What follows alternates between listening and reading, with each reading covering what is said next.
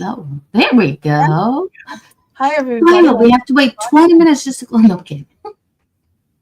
I'm going to play our opening video that I haven't played in a very long time. Hmm.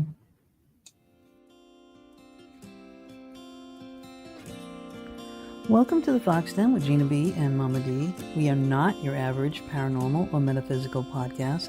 By bringing you a variety of guests weekly, we offer diversity.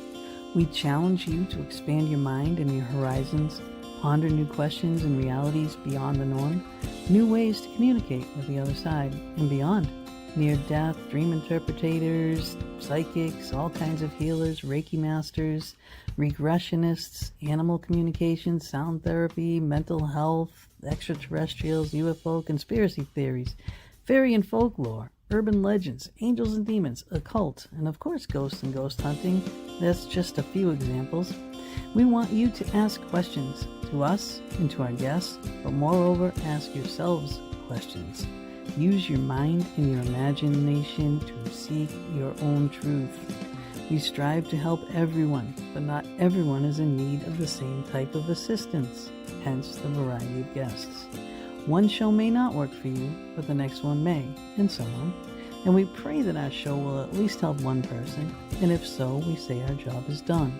By the way, if our show has helped you, be it through us, our oracle card reading shows, or our many wonderful guests, then please share, like, and subscribe to our YouTube channel. And we thank you for all of your support. And now, enjoy the show, and welcome to the Fox Den with Gina B and Mama D.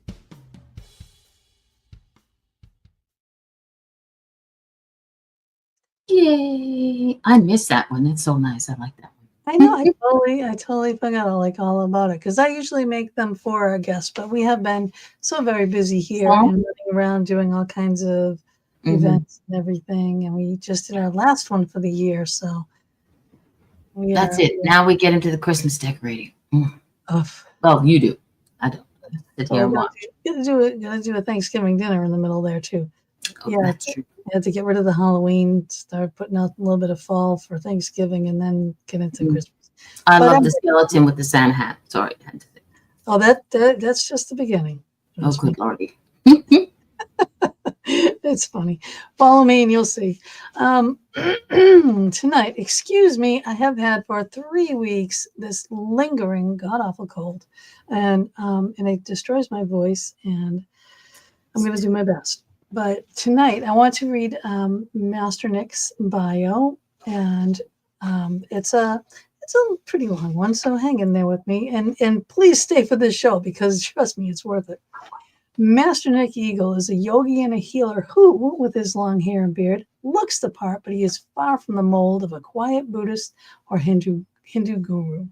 Though he operates in advanced states that allow healing and answers and can enter states of samadhi, he is a warrior who teaches that if you feed darkness, you become it. So he fights the self-delusional darkness that prevents people from living up to their highest potential and experiencing the divinity within themselves. His approach to helping people awaken is a rigorous adherence to commitment to his life's work and gift to the world, the Enlightenment Protocol, and the principles of his book, which we are talking about tonight, the Golden Laws of Enlightenment. It is a demanding fealty to one's highest self, resisting the temptation to believe or indulge in anything that does not serve.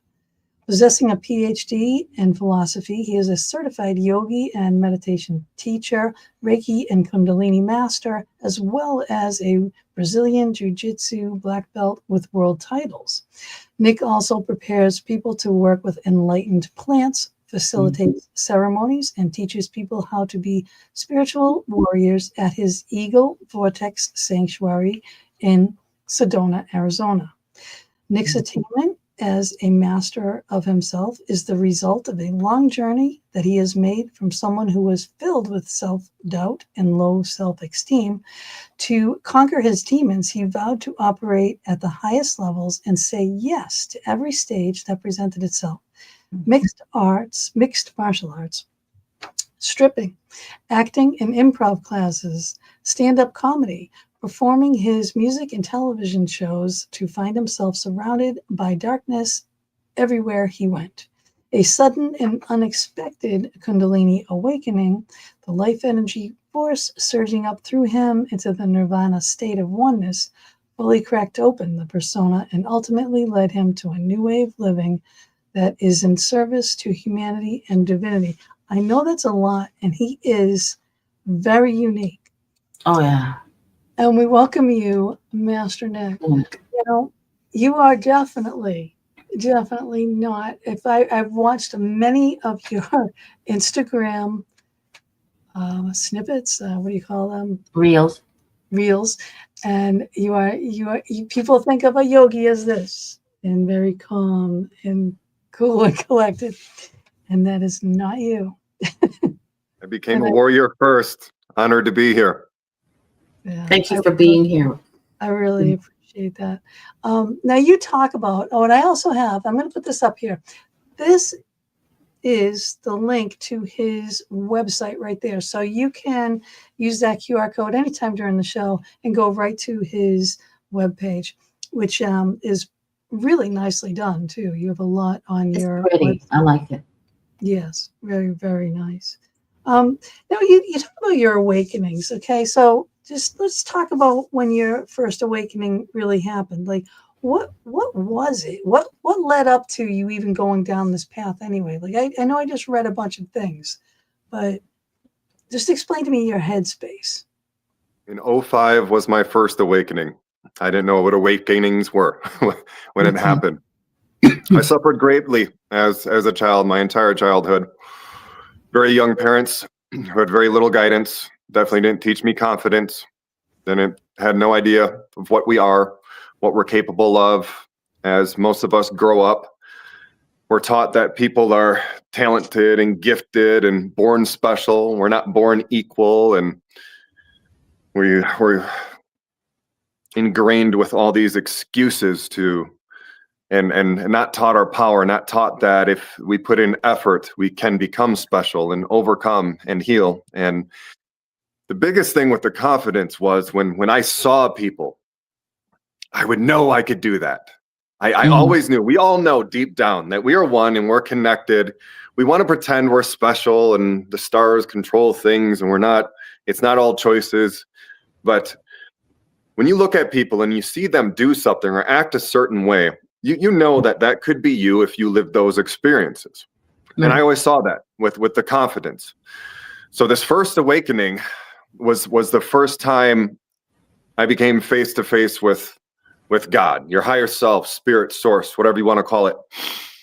And I lived in fear and panic my entire life. Most people, when they get a taste, when they have their first awakening, you know, they don't have a full chakra Kundalini awakening. They get a little taste of it, or they bring the energy up to their heart center and they start feeling this oneness and this openness. But there's still some fear there that holds them back from really walking through the door and experiencing true repentance and taking responsibility for their creation and everything that they bring to the world. Because you have to give up all the excuses, the parents, the trauma, all of the above. You have to own all this. And I was sick of the fear and I was ready. And I ran through that door. I didn't have, as I teach people, the healing process doesn't have to take a long time. It doesn't have to be so hard.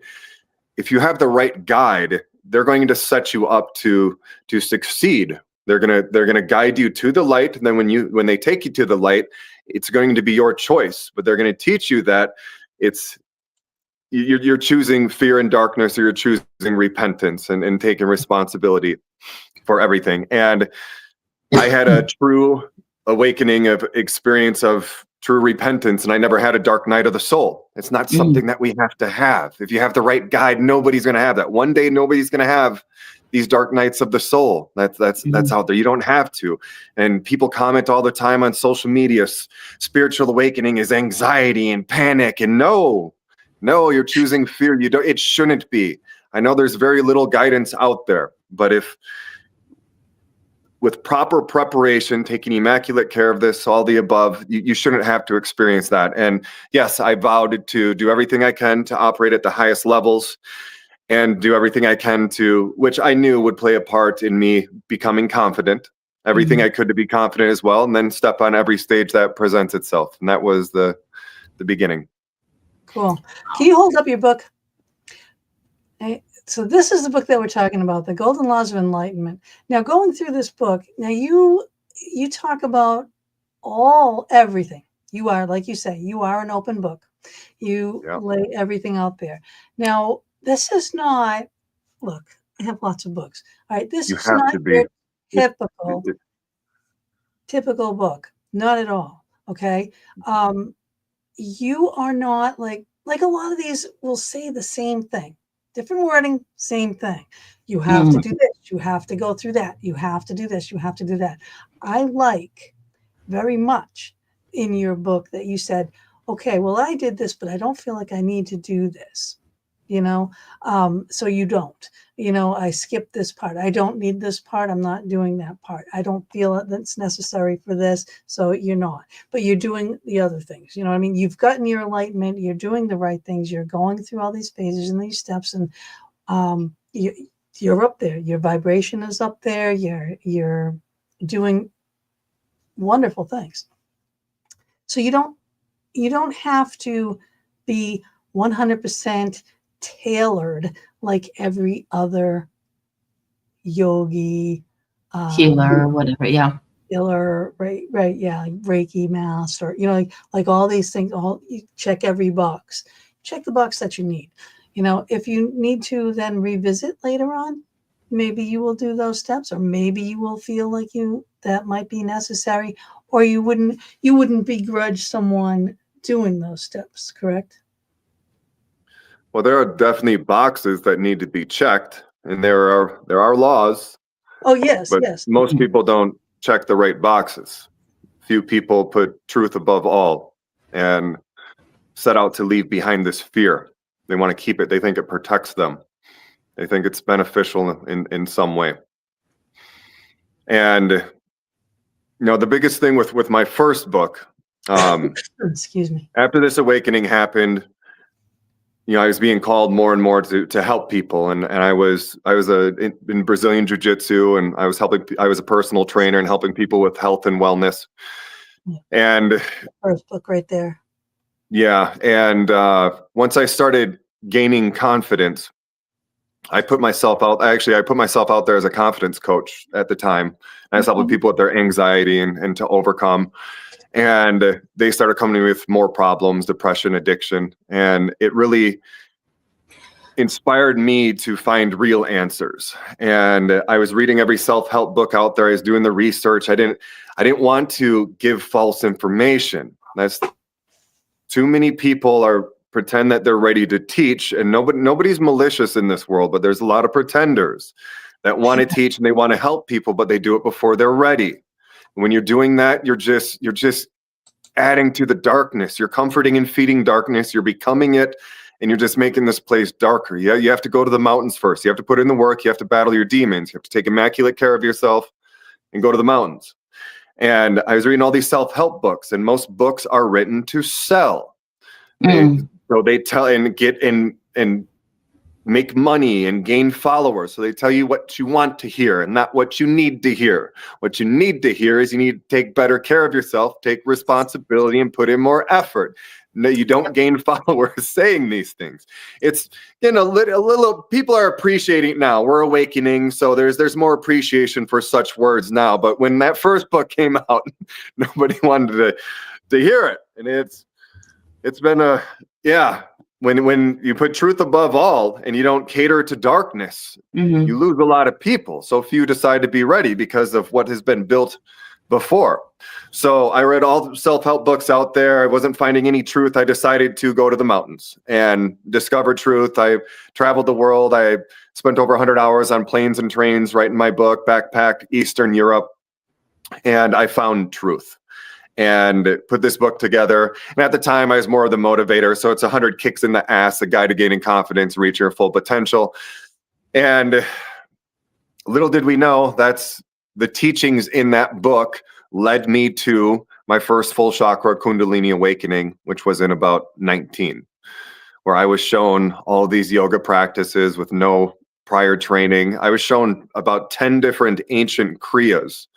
everything from sitting lotus. First time I did prayer position, holotropic breathing, tongue to the roof of the mouth, eyes to the middle of the forehead, squeezes, the lower squeezes, the breathing, all of the above, and shaking. And I was shaking violently when I had these really intense Kundalini awakenings. And I had no idea what happened. I looked at my friend after it happened. I'm like, what was that? He's like, I think you just had a Kundalini awakening. I'm like, what's that? I didn't even know what it was.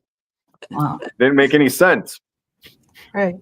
That's pretty intense. I mean, that really is. I mean, to go through it, like people try to do that, like they know what it is and they know that they're going after it and still don't get it. And then you get it and you don't even know what it is. That's hilarious. Yeah, monks, Buddhist monks and masters spend lifetimes attempting to achieve these states. And I did a couple yoga classes and I never sat lotus for more than 15 seconds because it hurt my legs and I didn't understand the benefits. You know, I don't know of another yogi or guru out there who has been shown these through meditation like me. I was hoping to meet more. I've still yet to discover one. I don't know of any.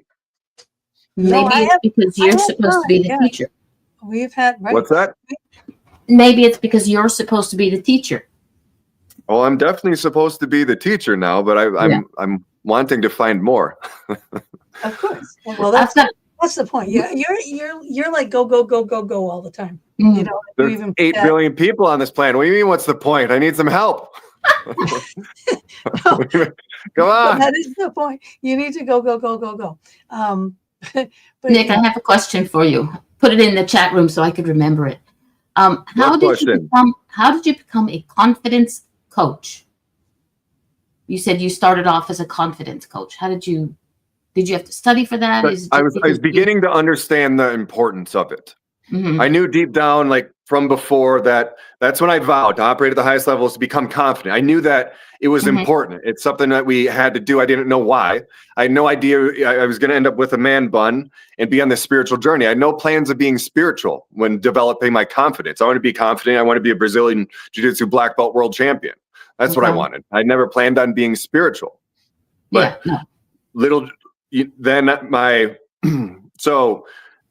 master's thesis, I set out to prove the importance of confidence in the spiritual journey, and I ended up titling it, Mastering Confidence is the Beginning of the Spiritual Journey. It really is. You have to learn what we are, and you have to connect. Being spiritual can be interpreted many ways, but being spiritual is, in all these spiritual practices, they're doing whatever you can to connect.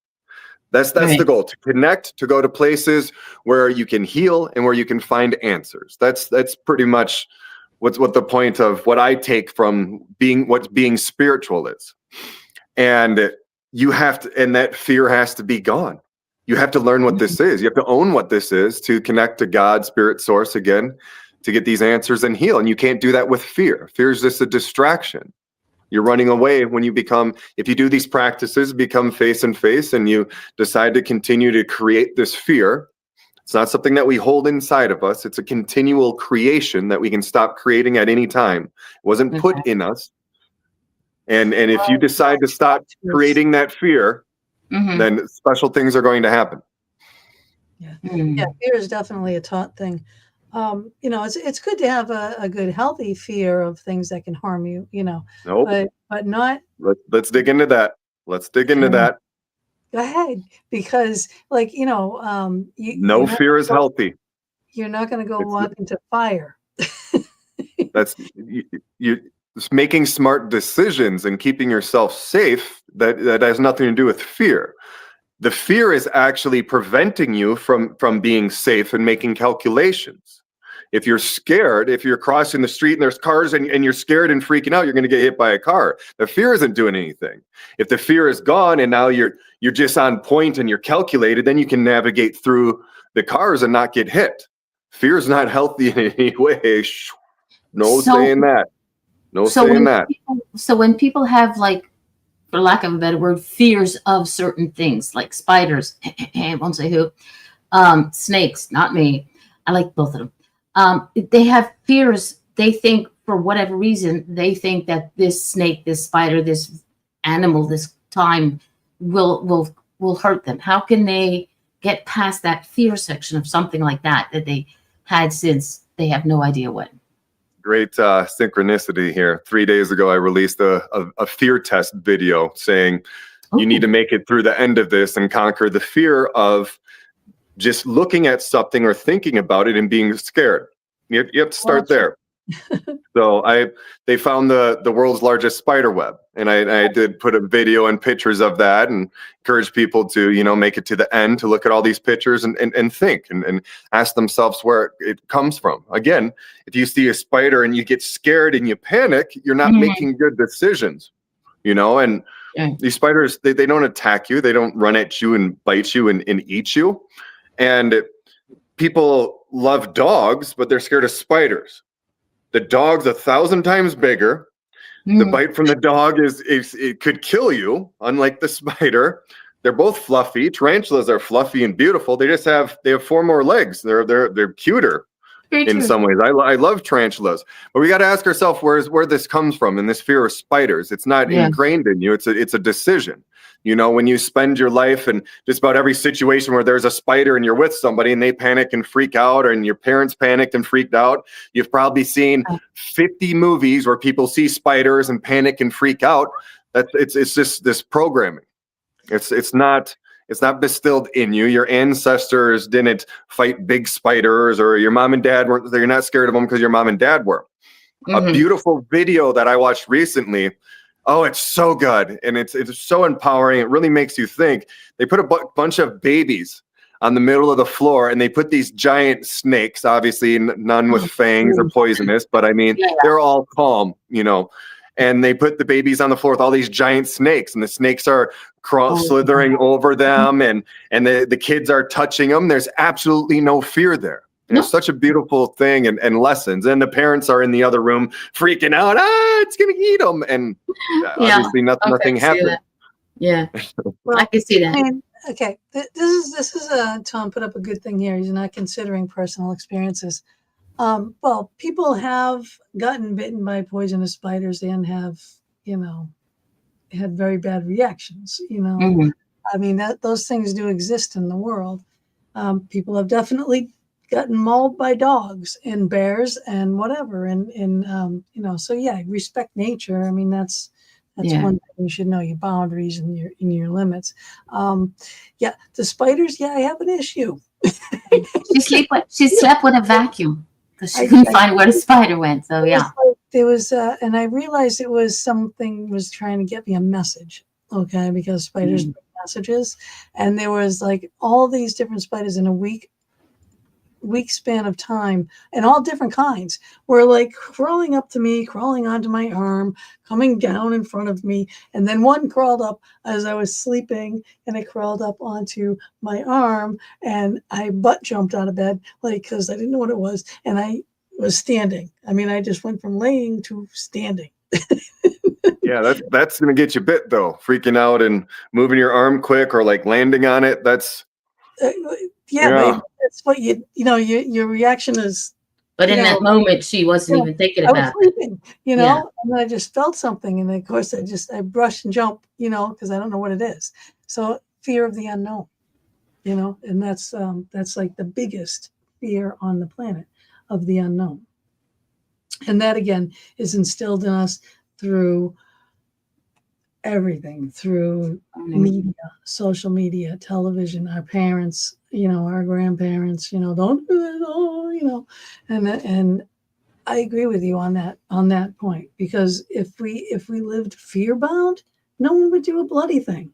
You know, nothing would get done on this planet. There would be no breakthroughs. There would be no new experimental buildings wouldn't exist. I mean, come on, you know, it's everything. You have to overcome and conquer these fears for progress. Yep. You know, fear is the lowest vibration. It causes much destruction. It's very harmful for all involved. When you're carrying fear around, you're not just harming you, you're harming everybody, you know, you come in contact with as well. And yes, the fear of the unknown is one of the greatest fears that we really need to conquer, because that's most of the world. Their fears, more than anything, people fear to learn their power, because then they have to repent and admit that they have it. People want to take the easy way out and blame trauma and mental disorders and all of the above. They want anything that takes our power. Yeah. I know. And we shouldn't fear our power. It's not your fault. Nobody's mad at you if you haven't had a guide, if you haven't been taught this. You won't know. You need guidance. If you understand something, you can't be upset with it. And that's for humans too. I'm not upset with anybody anymore. My parents I haven't been with for a long time. They had me when I was young, and I suffered because they had me at a young age. I was never really upset with them for it. When I was young, I hated being in poverty, and being broke, and I was kind of upset with them. But I mean, that's foolish too. But the fear of your power. But now you were in Los Angeles, and you were doing all these things. You were making money. You were doing a lot of many things. I mean, you were acting, you were improv, stripping, you were comedy, like you were doing all these things. That's definitely making money. Now you chose to leave all these things and go do what you're doing now. So where do you live? Where do you reside? Do you live at the ranch? I grew up in Wisconsin. I was on welfare and food stamps through high school. And actually, when I was 15, this was one of the cases of that kind of pushed me to become confident. When I was 15, I had a 16-year-old friend who was stripping. At the time, I couldn't talk to girls, much less dance with a girl, much less take my clothes off in front of a girl and dance. So I thought this was the most courageous thing a man could do. And when I vowed to get on every stage that presents itself, that was always in my back of my head. I'm like, I got to do this someday. I have to do this. And I had an opportunity. And that was after I joined the Air Force for the GI Bill, finished up schooling, and I moved to LA to pursue entertainment. And that is where I did it. And I went for it. I was stripping and going to acting classes during the week and improv and auditioning around the town. I knew that was something that I had to do one day. And I was very successful. I made a lot of money. I actually had a stripping agency that booked male and females for bachelor and bachelorette parties. And I expanded it I learned website SEO and developed some websites, and I expanded to San Diego, Orange County, LA. I think I went San Francisco, Hawaii, and Dallas. And I was continuing to expand that. And I made a lot of success. You also did talks on the head speaker for pickup lines for women. Like, what was that? That's right. That was a while ago. That was in LA. After I did a TV show, I got asked to speak at the World Pickup Artist Summit. That's what it was. And I did that a little bit, and I helped some guys, and it was pretty dark. It was pretty dark. Most of the people there were trying to trick women into sleeping with them, and that was the win. So it was. I brought a lot of light to it. I was teaching guys confidence and to not lie to them, and there are no failures. If you ever step up to the plate and strike out, that's not a failure. You learn something and you move from that. So I'm glad I got to bring my energy to that community. Let me just say that it was pretty dark. Yeah. I think that one of the things just so far, what you bring forward is that any dream that you have, you work your way towards it and you do accomplish it. And you did pretty well with all the dreams that you had. And then you chose to step away from it. You're showing people that you can chase the dreams, no matter how long it takes you, no matter what detours, paths that you end up going on. Yeah, I conquered all my demons. I jumped on every stage, and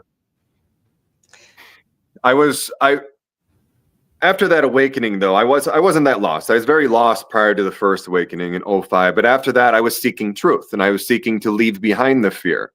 But I was surrounded by darkness everywhere I went. I wanted to go to Hollywood to do that, and do the improv and acting and act and get in front of the cameras and, really test myself and do the TV shows and movies and everything. But yeah, I was just surrounded by darkness everywhere I went. I did my TV show that took me to Las Vegas as well. So I'm in the middle of all the darkness, but I mean, it was a great test. And yeah, at the top of all of it, after I had a successful show and I signed with another agency, and I remember one day, I had one big day that was going to set my life one or two ways after my first show. And I signed with one of the top talent companies in LA, and they wanted me to start a new show right away. I was going to go meet with multiple producers. It sounded like I was pretty much guaranteed one, especially since I developed this confidence. I have experience on a successful show already. I sold myself to them. They loved me, and they were really pushing me on these other producers. I would have probably had another show. They set me up to meet with the first producers, and part of me wanted to go back and do some more scripted TV and movies. I really perfected my acting craft too when I did all these classes and everything, but I did a reality show that didn't really allow me to show the skills that I had, even though it did, but you think it's real and I'm really acting the whole time. But I was driving to meet with these producers. I hit the California border and I pulled over and I did a little meditation and I went deep inside my soul, and I decided that isn't what I wanted. And I left behind, and this is after I would have gotten paid a lot of money. I would have had another TV show, huge, talking really big things. And I knew that wasn't my path. I didn't know at the time what my path was. I thought I was at the top of everything in Las Vegas, performing my music at the biggest clubs and on the biggest show shot there. And I knew that there was more. And I said no to that. And I had, I had to leave it all behind. Everything you did, you had to do to get you to where you are today. Yeah. Yeah. I listened through all of it because I did have to go out and test myself. I couldn't have just gone to the mountains right away. Everything happened for a reason. It's, I know how ridiculous and hard to believe that this rapping guy on this reality TV show had this Kundalini awakening. Believe me, I know, but if you learn the story, it makes a little bit more sense why this happened to me, and because of how important confidence was. And that's what I was on the goal of. That was my goal. So, and operating at the highest levels. Yeah. And that's everything that you needed to do to get there. And I admire that, I to do the things that I did. Yeah, it's all in there. And she did all the things that she needed to do to get to where she is. We all have, similar stories or hardships or whatever's, I was on my own basically from 15, you know what I mean? I built all my own businesses. I did all my own things, because someone else can do it, so can I. Right. So that's how I was taught. That's how I was raised. And I thoroughly believe that. So there's nothing I can't do. I don't think there's anything you can't do. And I don't think there's anything that Mama can't do or anybody can't do. So we have to see through it. That's the secret right there. We have to see through that. We have to keep that attitude that people are capable and they're not broken, and you can't give them excuses. That's the feeding of the darkness. People who don't know what they're doing, and they're attempting to be a teacher. We're not malicious, but you don't know. You think that they're broken and not capable, so you're patting them on the back and saying everything is going to be okay. But you're feeding this darkness. You're pretending they're capable, and you don't know. The people who don't know what we are, they need to stop teaching and go to the mountains. That's what's causing all this suffering. They have to stop pretending that we're not all powerful and all capable, because each and every single one of us are. And again, I'm going to refer back to the book because I like how you put these things in there. And you are like, stop doing this, right? Like you want us as healers. I'm a prana healer. She's a Reiki healer. You're a Reiki healer, right? But we did, as we learned our craft, we were healing everybody and everything that walked. right? And all it did is deplete us, right? And you write about this, and now you save it. You know, you don't like Deserving scorn, energy. right? It's So like deserving. And I know people shy away from that word, but it's real. Deserving. People who are lying and pretending, you can't give them this energy if they're not ready, if they're not truth seekers, if they don't want to leave that fear behind. You can't give them all this energy, or they'll take it from you. And it has to be deserving, just like God, source, spirit. God rewards those deserving. I know Right. this is a trigger word, and to try to think, oh, you're going to try to say somebody's not deserving. Not we're all. You have it already. You already have it. But no, Right. if you don't care about truth, you're not deserving to receive truth. You're not. And these lessons, and we can plant seeds. But yes, when people do not care about truth, when they don't care about leaving behind this fear, you can't just pour this love and light into them, or you lose power. Yep. I love how you're doing. Or your Your hand motions are very succinct. I don't know if you realize how you're holding your hands at times. Oh yeah, I think he does. I realize everything. He's taking Okay. all the energy that he needs right now, which I think is awesome. I'm going to put up this picture again here because I want you to explain. There's the hands, okay, but explain what you're doing up there with that blanket. That was a wet blanket that you put on your body in freezing cold temperatures. Right. Yes. Let's talk about the big awakening first, where the golden laws came to me. Then we'll hit on that. So we're not going back to it. So yeah, I said no to Hollywood again, and I kept moving forward. I started studying healing practices around the world, and using enlightening tools and plants, and sitting in ayahuasca ceremonies. And my first full chakra kundalini awakening was in 19, and we talked about that one already. They continued to happen after that with the right setting, the right music, the right shaman, the right tools. I could have them. I can have them when I can induce them at any time, but they're not something that should be forced and induced. They happen when I drive back into Sedona if I go to somewhere else, and they happen when I walk in the produce section in Whole Foods sometimes, and they happen when I'm at Vortexes in Sedona too. So you need the right mix of things for them really to call. And then obviously enlightening plants, ayahuasca and mushrooms and wachuma, cactus, they amplify everything. And if I take a dose of these, they're very likely to happen. So the Golden Laws of Enlightenment came to me at an ayahuasca ceremony in Costa Rica. Okay.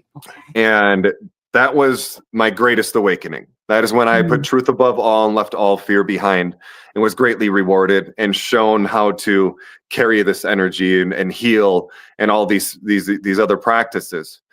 And I was shown that I needed to have a place where people could come to me to learn my teachings as well. And that's when I decided to say goodbye to Las Vegas. I was on a 10-year plan to do a retreat center in Peru or Costa Rica. But after this ceremony, I was told, you have to go now. You have to get out of Vegas. I couldn't do cities anymore. I couldn't do synthetic clothes anymore. I couldn't do the color black anymore. I had a greater awareness of food. I became vegan again. And 3 months later, I was living in Sedona and building and creating my awakening sanctuary here. And that's what in the last 4.5 years I've spent creating and building this and working on my book. And I just started accepting guests and released my book about 2 months ago now. Congratulations. Nice. Yeah, the place looks amazing. And I'd like to go float down the lazy river. Yeah, the Enlightenment Lagoon. Yeah, I have a lazy river, crystal grotto, waterfall, and yeah, it's very special. Yeah, it looks pretty amazing. The sweat lodge, though, I don't know if I would do a sweat lodge. I would do everything else. Oh, I would do a sweat lodge because it would keep me warm. It's those don't- ice bath things that just. I don't do well with heat. Sauna is one of the best healing practices you can do, backed Oh, by much research now. It's one of the most amazing things you can do for yourself. I'm training for actually the Brazilian Jiu-Jitsu Worlds again. I just decided next month, and one of the best ways to heal, especially after a workout, is going in a very hot sauna for 20 minutes. It's so good for you. Finnish in Italian. The Finnish are known for being in saunas. Yet I get in the heat, I'm gonna pass out. It's They like, have more saunas than cars. oof, you know. What's the difference between a wet sauna and a dry sauna? The wet sauna is wet. Oh gosh. How do I know that was coming? I don't know. What is a wet sauna? You mean a steam sauna? I think so. I've heard this Water and as things. two separate entities. So, like, I'm assuming the dry sauna is without the water on the rocks. Yeah. Interesting. Yeah. 'Cause I don't- When you pour the water on the rocks, and the steam just makes it hotter. Mhm. I have a dry one. I've done steam ones before, but the steam ones are in heating up the rocks. It's just another form. The infrared has the greatest healing capabilities, though. So it's best to have the infrared directly behind you and heat you from every side with that. It works better than the rocks and the steam, but the steam I think it just makes it warmer from what I remember. Okay. I And you like said the an infrared infrared. Fun to you personally, that I like that. It's just the heat.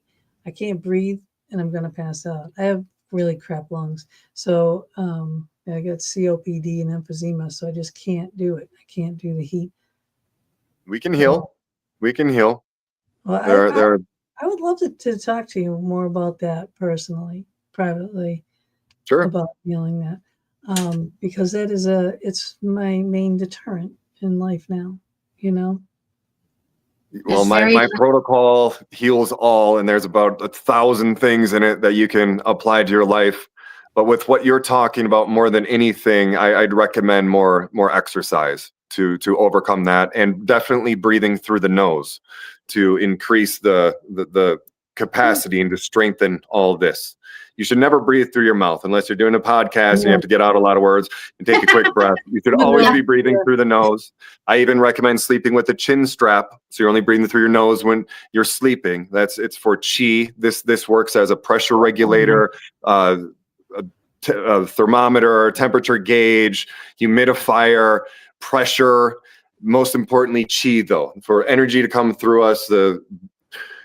What we're breathing in, God is the breath within the breath. It's some really deep stuff. It should always come through the nose, and we should always be taking deep breaths and expanding this whole cavity here. And to overcome that, yes, more exercise and breathing through the nose and taking these deep breaths in through the nose multiple times a day. It'll only get better every day and strengthen it every day you do it. So in through the nose and out through the nose? Out through the nose or mouth. It is usually better to go out through the nose as well. It depends what type of breathing technique you use. When I am inducing these Kundalini awakenings and it calls, I'm getting as much air as possible. And the faster way to let it out is through the mouth. Yeah. So you have to listen to what calls, but it's two different practices. It's okay to let the air out through the mouth, though. It needs to come in through the nose, though.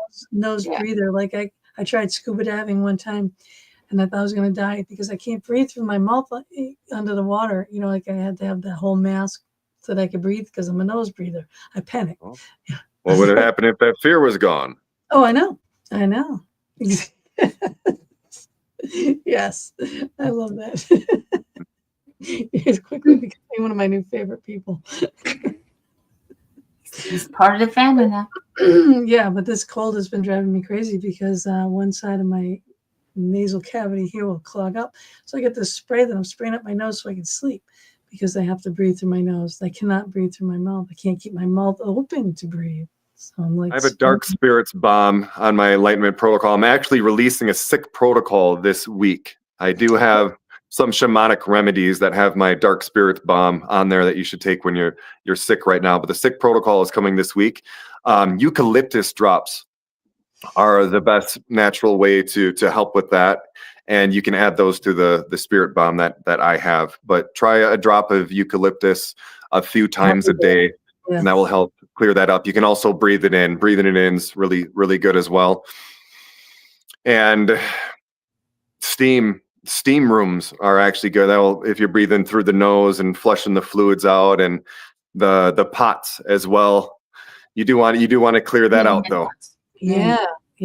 That freaked me out the first time I ever did that. But Sounds like everything freaks you out. I was startled. I'll put it that way. I was startled by it because I didn't know what to expect. But but it worked great. It cleared everything, cleaned everything out awesomely. And that's the thing. Everybody has to be willing to attempt to get past their fear or face their fear. Oh, sure. Find out if it's really, I know I always tease Gina that she's afraid of spiders and she slept with a vacuum. But I know that if it came down to it, Gina, it's more of if she sees it coming, it's not in a dark room and she can see it coming, she won't be happy with it, but she won't jump and stomp on it. No. I would be the one to go over with a glass and a paper and go, can I take you outside now? Or where's your nest? Because I have on my front porch, there was this summer, there was 5 huge spider webs. I had no little gnats, no little mosquitoes. And I was like, yes, you guys can stay. Yeah. But what the video you have to watch, I saw it on Instagram, on his Instagram, that huge spider web. I'd seen a thing similar to that. You did watch that one. I did watch that one. Did you make it through? I did. Yeah. All right. There we go. They were touching that web, and there was so many. It was thick, huge thing. Filled with spiders. 100,000 spiders in it. Yeah, and you were like, wow. No, the spiders are not attacking the people. And they're touching it and everything, So I thought that was pretty cool. But I did see that. They don't attack you. They don't want to bite you. Yeah. Mm-hmm. They don't see you as a threat if you're not destroying their home or their web. They don't want to attack you. They know that you can crush them. Same with snakes. Snakes don't just come up and bite you. They bite you when you step on them, or when you get too close to them, you back them into a corner. They don't want to waste that bite. They know that you're bigger and you could destroy them, and they don't want to waste their venom. They don't want to break their teeth. The last thing they want to do is bite you. All of these creatures, spiders as well, they don't want to. Mm-hmm. It only happens when you put your hands in just tight places where they might have a web and you're getting in their space. That's or you step on them, or you sit on them, or you don't have it's their defense mechanism. Awareness with you. Yeah. We get startled, they get startled. You know what I mean? And it's just you're sleeping in your bed at night, they're not going to come up to you and bite you and eat you. Sure. They don't do that. They might crawl into your mouth and you might eat them. But yeah, they're not going to eat you. Gina's now double thinking that double chin strap to think to hold her mouth shut while she sleeps. Yeah. That's why. That's really why I do it. Supposedly we eat multiple spiders every year, right? But it's oh my God, yeah. I mean, they fall into everything. What did they say? I mean, I don't mind a little protein at night. That's all right. It is protein. We've watched that show, Naked and Afraid. They have to eat all. I like that show a lot. Yeah. Yeah. I wanted to do it. I bet. I bet. I can't. I'm too old. We're comfortable. You can choose not to, though. Yeah. Yeah, I choose not to. But when you were saying wasting venom, you go on about why you shouldn't waste in your seed. Nice. That is a great segue. I just noticed how her cheeks got nice and rosy. I like that. That's the best segue ever. Nice. Yes, So there's so many books that I want to write, and I think I'm going to start doing guidebooks, 50 to 100 pages, and I'm going to start knocking them out because I really want to do one that focuses on confidence. My next book is How to Battle Darkness, and I was considering how long I was going to make that. I think I'm going to do that as a guide as well, about how to respond to how darkness responds. And it's pretty brilliant. It's a lot of fun. It's actually a really fun book. It's something that we need. It's a weapon that we need when we're battling just lies and excuses and just how to handle it. Because again, feeding darkness, comforting and feeding darkness is one thing, but so is ignoring it. You can't ignore it either. You can't ignore it either. And we need to call it out. And I've started doing this, and I saw this, and I lost a lot of followers. So I'm just calling things out left and right, but it needs to be done. It needs to be done. I've slowed down on it a little bit, but it has to, everybody ignores it. Nobody wants to deal with it, and that's not how it goes away. We need to deal with it. We need people stepping up in their power, knowing that, if you're calling somebody out with the right intention, you're probably going to be attacked, and you're going to get darkness back from them if they're not ready to own this. And when you tell somebody you need to take better care of yourself, take more effort, then it's excuses, blame. Well, you don't know what I feel. You haven't lived my life, and you're, that's your ego, narcissist. Like you get attacked by people when you call them out, but we have to do this. Okay. What was the okay, your seed. Okay. Yes, seed. Yes. Don't do that. So another guidebook is going to be, another book I was considering was Master Nick Eagle's Guide to Sex, Dating, Relationships, and Kama Sutra. I could write a really big book on that. And obviously with my past, the show that I was on, the stripping and all that, I need to do a book like this. But I think I'm going to do a guidebook as well. When you become the better a teacher you become, the less words you need as well. And that's something, that's what I'm thinking about too. I can, and with people's attention spans, I write this long, big, thick book. Nobody's going to read it and take it in. So I'm going to get all these teachings down to like a guide, I think, with all of this, and sell them at $4.99 a pop or something like that. And yes. And one of the biggest things in there is the importance of understanding what happens with these casual hookups, and where we're taught that it relieves stress, and it's the opposite. It doesn't, because you're not relaxed after it. You're depleted. You're not. No, you're already exhausted. You're probably caffeinated, and you're exhausted. You're not sleeping enough, and you do that on top of it, and you have this release, and you think you're relaxed, and you have a little less anxiety, but it's because you're dying. Right. You're not. It wasn't beneficial. You're. That's why they have shooting out physically and energetically life out of you. This is what creates life. This is what creates life. You have to realize that, and you're losing this force that could create life. It's not healing and benefiting you. You have to know that. And and I am done spilling my seed, and I'm against it, and I hate that science is telling people you have to do it every so often or you'll get prostate. It's such nonsense. This fluid in us. Now, there's a little bit more to that though, because when you're still having these thoughts on your mind, you're thinking about sex all the time, and you're horny and turned on, that's when you're building it up and causing these problems. You have to leave that. That's still a sin. I ask Christians all the time, what's one sin you must do?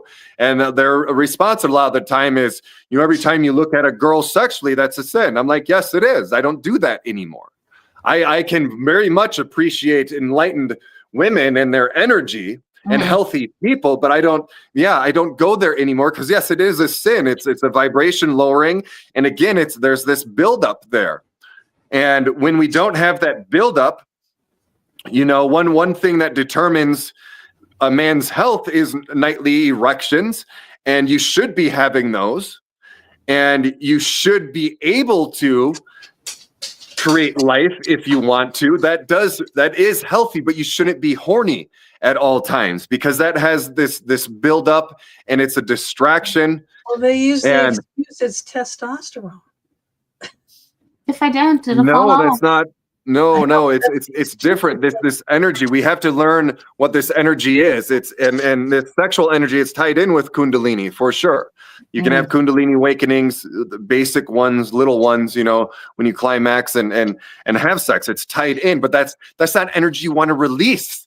That's energy you want to build up and encompass and you get this power from you. You blow it out. You're depleted. You don't have this power. You're not walking around connected to anything in this healing vibration.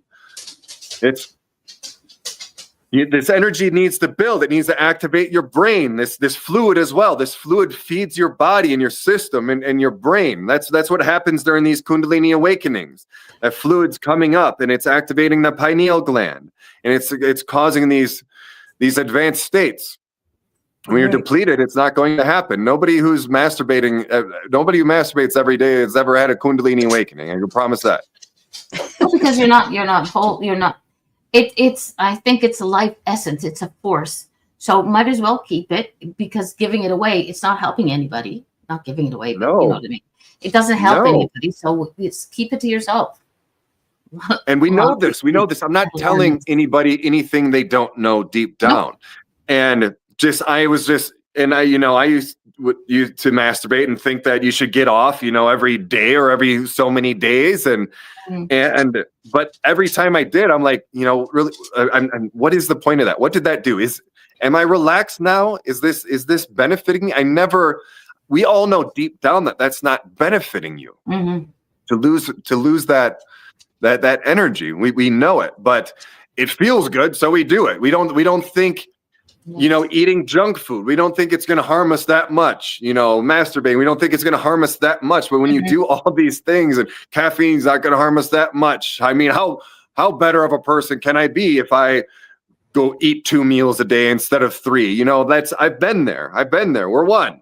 I understand this, but once you start learning how much it is benefiting you, because you never have, you need to learn how it is. When I quit drinking alcohol, it was the first time I went a full month. I'm like, whoa, this is what it feels like to be human? Okay. I remember that too, because they had all those problems, drugs, alcohol, all that kind of stuff. Yeah, different. We, like I said, we all had to walk our paths. I own my path fully. I'm an open book. I talk about it a lot, maybe We all need to be. Yeah. That's how we help people. We have to put it all on the table. They have to know everything. If you're holding anything back, I know, again, it's trendy and most people teach that don't tell everybody everything and build in silence. And no, show your story. What do you have to hide? What do you have to hide? Right. There's nothing to hide. No, you did it. You're not going to get any help when you're doing that either. Right. You're cutting off aid and help and insight. We're in this together. Let's do this together. We all root for everybody. Some people, we're all rooting for everybody, even the worst of us. They're still rooting for people who are doing well. Nobody wants anybody to fail. We really don't. Again, there's not bad people out there. There's not malicious people out there. There's lost and confused people out there, but we are all rooting for everybody. We really are. Mm-hmm. I see it. I see some of the people that aren't rooting for people. I see people that are so very self-centered and they're just rooting for themselves. And I'm hoping that they will have. You have never met a person who wouldn't help somebody on the side of the road who is bleeding out and dying. You've never met a person who wouldn't help them. I certainly have. I'm sad to say. I'm not going to say who it is, but, I would bend over backwards. I would stitch that person up myself. You know what I mean? I would drag them to the hospital. I would stitch them before they got there. I would do everything. Yet I do know someone that walked right by, and I don't promise you they wouldn't. I promise you. I challenge you to explore into that even deeper. No matter what this person has done and what you think of this person, that's not something any of us would ever do. Unless we're too high or drunk or to notice or something like that. But nobody is going to watch somebody die in front of them.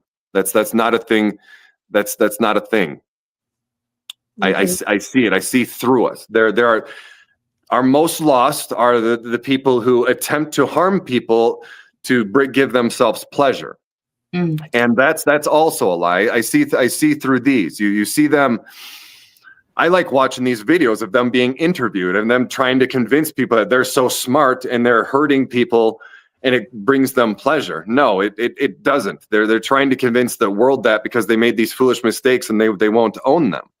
But there's nobody out there who would see a stranger. I'm not talking about someone who even somebody who wronged you, or somebody shot you. I'm not talking about a situation where somebody shot you and you shot them and then they're bleeding. Okay, you deserve this because you tried to kill me. Not one of those situations. Some person sees somebody they don't know dying. Nobody is going to leave them there. No, not even these killers. Nobody's going to do that. Okay, I hope so. I really do. Can you tell that I have this little Kick. thing in me? Like, because I swear I met Satan. I don't know if that person would do that. I'm glad you're saying you don't know now. Well, yeah. But do you believe in good and evil?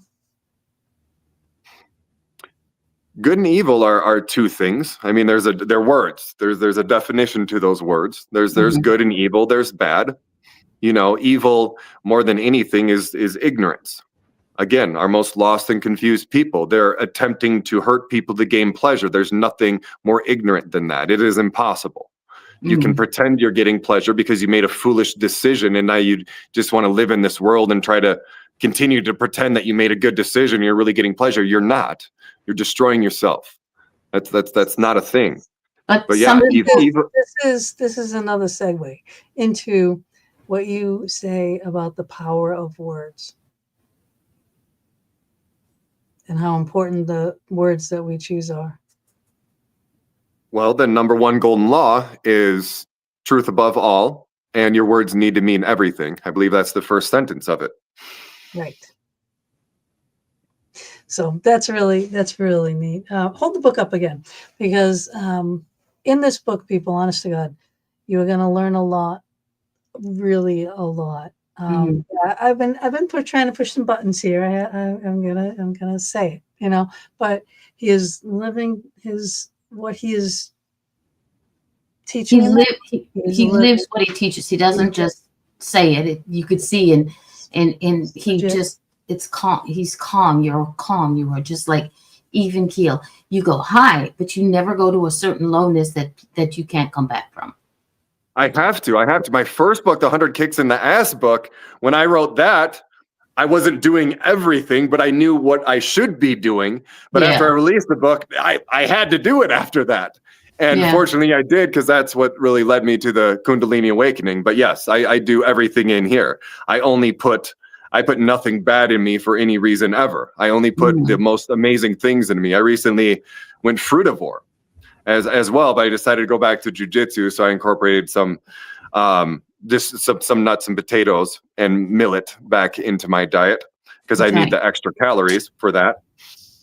But yes, I live all of this, and it's so much effort and energy put into it. And it's the same teachings of my first book, but more evolved, a higher vibration. And it's dense. It's dense. Yeah, I have I love all your affirmations too. Beautiful affirmations too. I highly recommend doing those. I put them in my Instagram stories every day. Every morning I put the most powerful affirmations. They're very important. But again, with affirmations too, another good segue. Right. Your words need to mean everything. You can't just say the words. They mean nothing. And if you say the words that don't mean them, you're losing power. You're harming yourself. If you say, with every breath, I'm going to become more confident. With every breath, I'm going to become more confident. With every breath, I'm going to become more confident. You have to own that. And now every time you breathe, you have to become more confident because you made this vow, So that's as you move on in life and you're understanding that everything is an opportunity and an experience to grow. And you have to do that now. There's no backing down. That's these vows, these sacred vows are so important. When you make this vow to yourself, it has to mean everything. And I highly recommend everybody give yourself these vows. Just do it. Just go for it. Vow to learn everything you can to operate at the highest levels. And I have my enlightenment protocol for you now. 20 years of me trying to figure out the best things to incorporate. Everybody check that out. That's nickeaglemystic.com. It's my life's work and gift to the world. And there's over 100 things in there that average person can add to their life to operate at higher levels. Right. Now, all of that, and to maintain that, you talk about this too. Another segue. Gratitude. If you start your day off being grateful. So if you can do all these affirmations and you can do all these steps and all your protocols and your enlightenment protocols, and have gratitude for what you obtain, because that's how you keep it. Hi, Beth. I love you. Because I really believe that is one of our most powerful things. Forgiveness and gratitude, I think, are two huge. Oh, yeah. One of the golden laws is have much appreciation and gratitude for all of creation. It doesn't make sense to only thank God when things go good. You have to thank God for everything, because without choice, this means nothing. And it's such a deep teaching there that you have to understand. We have to have the choice. Why do people do bad things? Because we have to have the choice, or this is nothing. Or it's a lesson. Hopefully they learn from their lessons. You know what I mean? Well, they don't know better. You have to understand that we're one. This is a beautiful story. I think it was in my first book. I'm not sure if it was in the second. So picture somebody who just teleported, who just appeared on the street and had no thought, no memory of anything but the ability to walk. And they start walking down the street. The first person they run into them punches them. The second person punches them. Third person punches them. Fourth, fifth, 99th person punches them. How is this person going to respond to this 100th person with no guidance? He's going to be scared. He's going to fight back. The same person teleported again in another universe. Started walking down the street. The first person hugged him. The second person hugged him. Taught him something, told him some guidance, taught him his power. Third, fourth, fifth, 90. How is he going to treat the 100th person? This is all of us. You have to see that if we walked in their shoes, we would be them.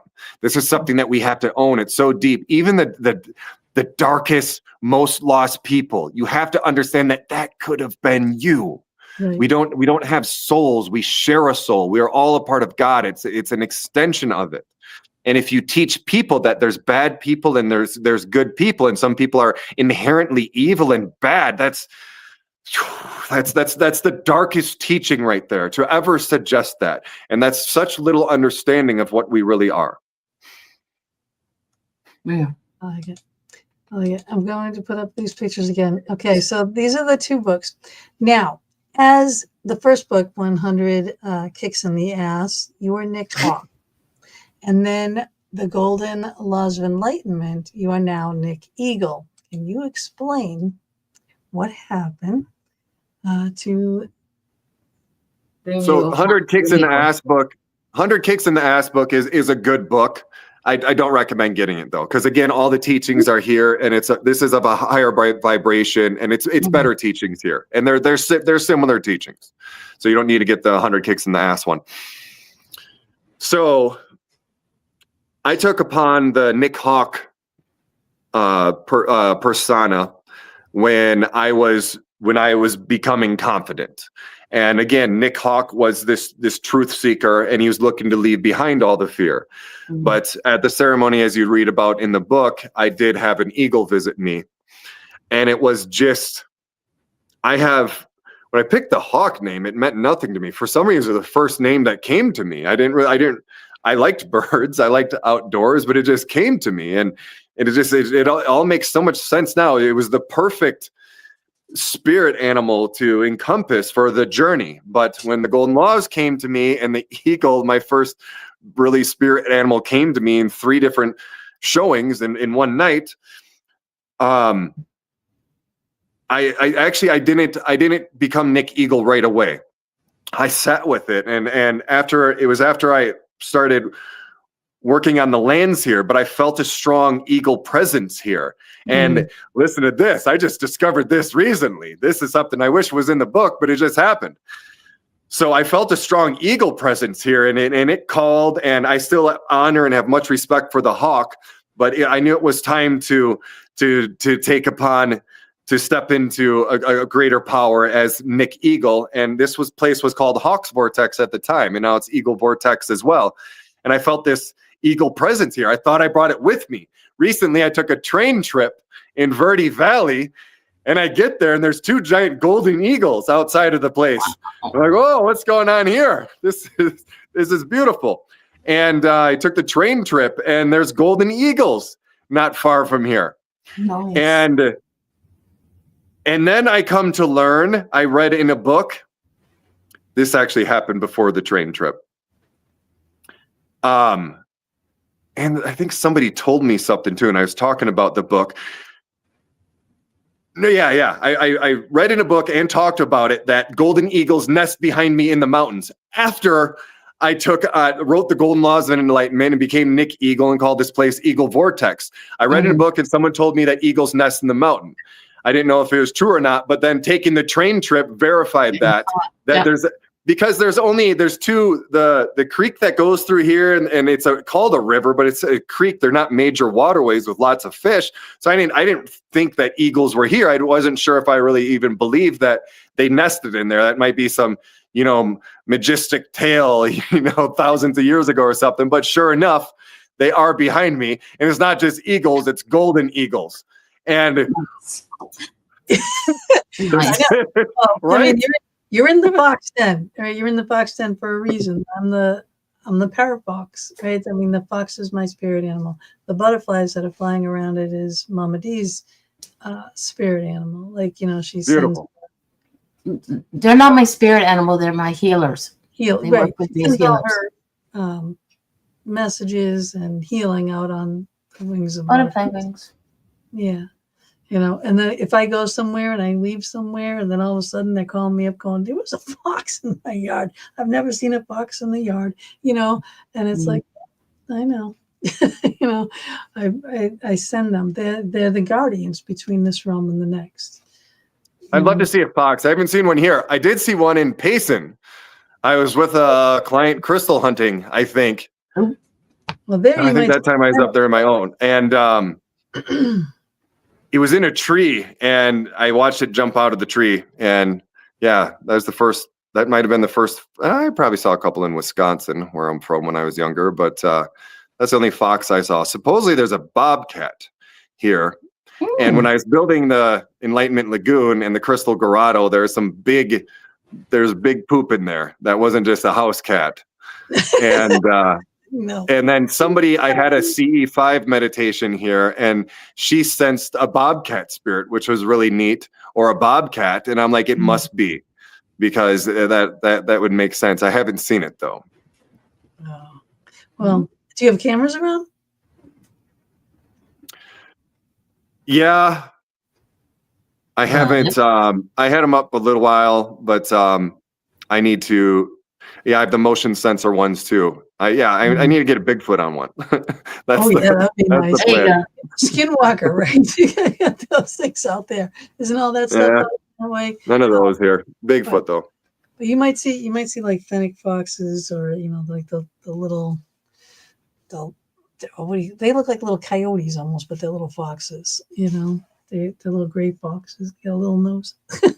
They're really cute, but they like the desert. You wanted to touch on the sheet drawing, so let me give you the sheet drawing. Yes, let me put that up. All right, so nope, not this one. This one. See him up here in the corner here. This is the beautiful mountains behind him. That's on Eagle Peak, about 20 minutes behind me. Yep. Wow. And you can continue up and go all the way up to Bear Mountain Peak, but that's Eagle Peak. That's where it happened.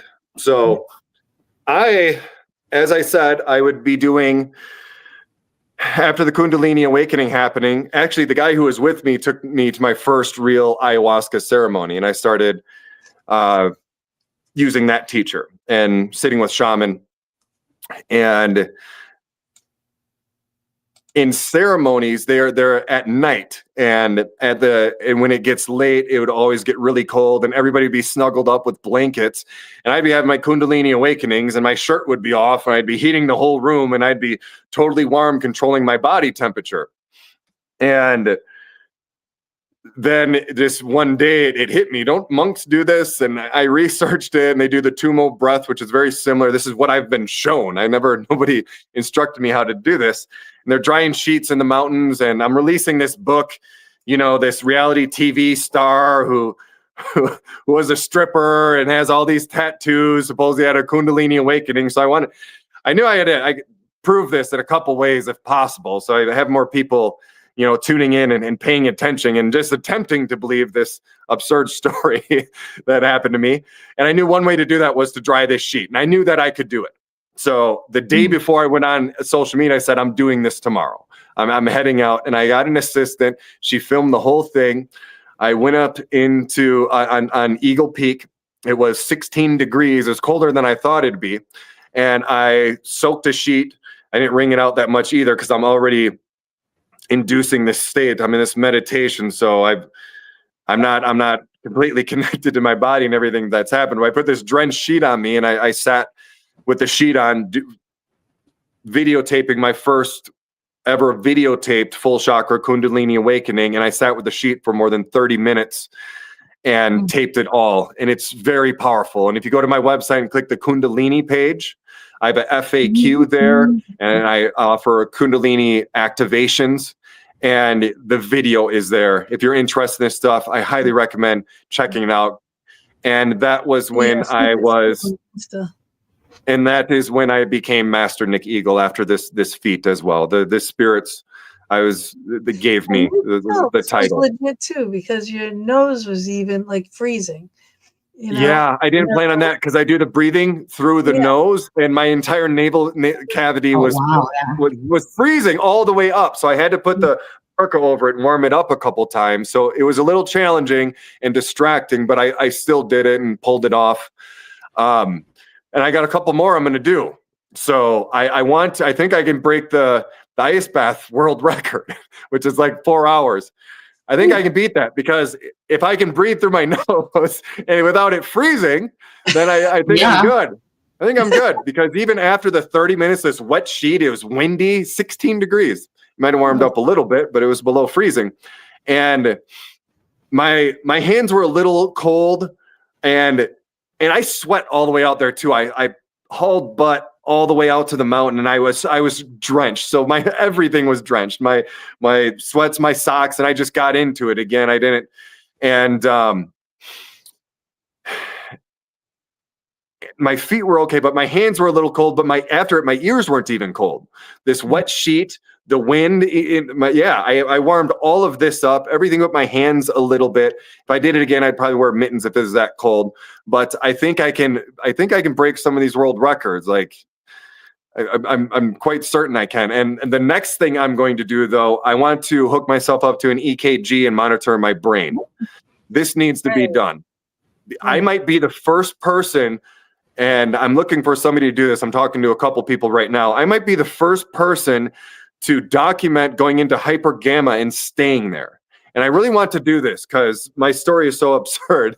I want to prove that I'm not playing around.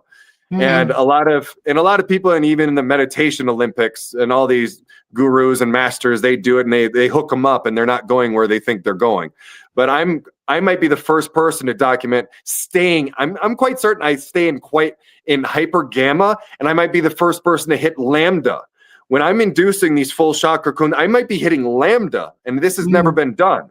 They documented a monk from the Himalayas in Wisconsin years ago, and he was hitting hyper gamma in these meditations.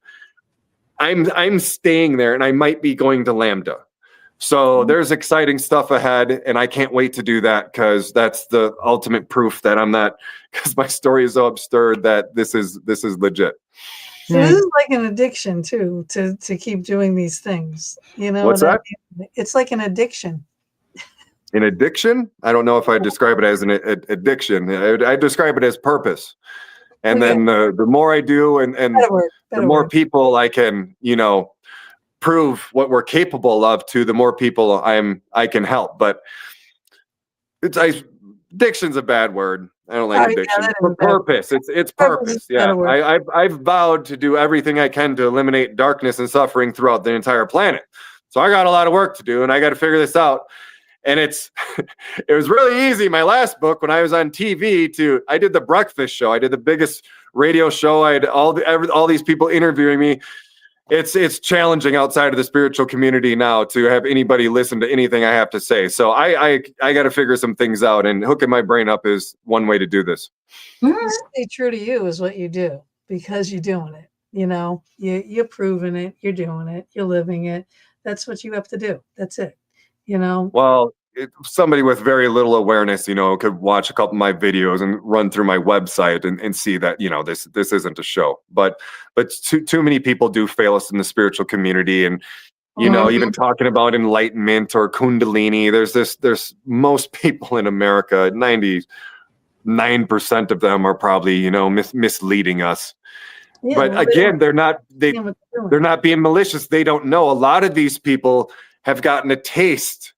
But I still see the fear. I see the fear in their eyes. And some of them brought this energy up to their heart, which what I think I did in 2005, to have this oneness. And they think that, they're this master teacher now. And no, they still have that fear. And if there's any fear there, all your teachings, there's lies in all of your teachings. There's lies in all of them. And these are the people who are telling people it takes so long to heal and it's so hard and you're traumatized and you can't overcome, and they just feed darkness. And just like therapists in modern psychology, it's not a system to teach you your power. It's a system to keep you in this low vibration to comfort your darkness.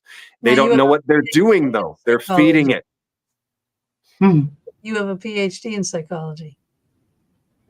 Philosophy. Philosophy. Sorry. I was going to do psychology because I wanted to beat the system from the inside, but there's nothing to learn from it. Do philosophy. And I went to a metaphysics school too. So I did the bachelor and master's in the metaphysics, and I'm so glad I did that. I'm so glad I didn't waste my time with psychology. There's nothing there. It's complete darkness.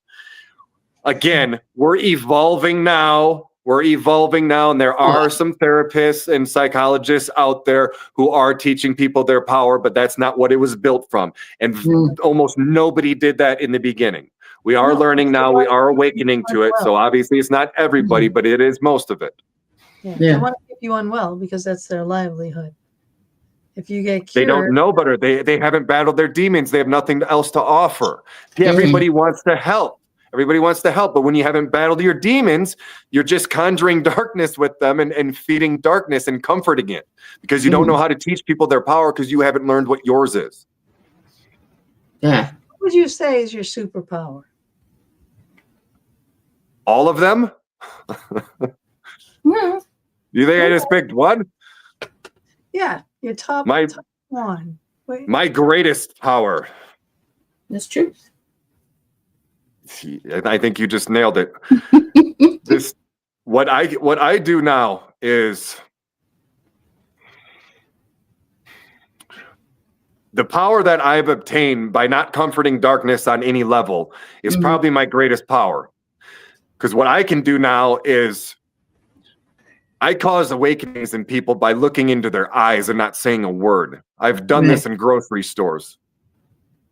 I remind them, and I look in their eyes, and I don't feed into it at all. And I'm in there. I'm in that head. I'm saying, and I'm telling them, this is all you. It doesn't have to be like this. And not accepting any of those lies. It's a world of pretending. Everybody pretending to be broken, and everybody pretending with everybody else. And allowing people to have their excuses and feeding of darkness. That's what this world is right now. You get someone who looks into your eyes and doesn't pretend with you, you feel that. And I love doing this now. Nobody can come up to and lie to me anymore and think that they can get away with it. We need more of this. A liar cannot look at you in the eye and can't keep that gaze. A liar's eyes always dart, and they always dart to the left. You can always tell when someone's lying. There are telltale signs. Always. It's a little tricky there, though, too. When you're thinking, you're exploring your brain up here, and you can look away. So it's kind of hard to decipher with that. And no, some there in lying.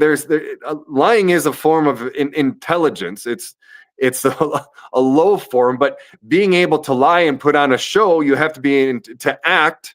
You do have to have some intelligence to do that. And most liars know that if I need to keep looking them in the eyes.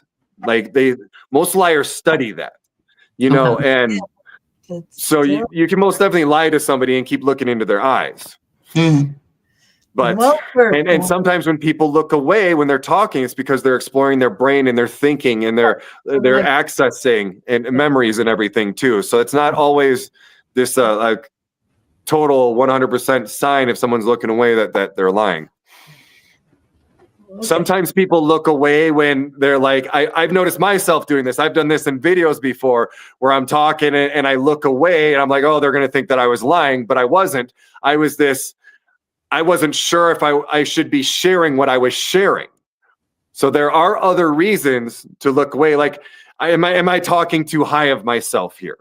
That's what happens. And I'll look, oh, should I be doing this? I'm not lying, but I'm kind of shying away a little bit because I don't know if people will connect to what I'm saying. It's kind of like having that dimmer switch on who you are. You dim it down a little bit. So for certain people, because they just don't. They're not ready for it. They're not going to get it. Maybe. But I think the world is definitely ready for you, Nick. I think you're a breath of fresh air. You're a breath of fresh air.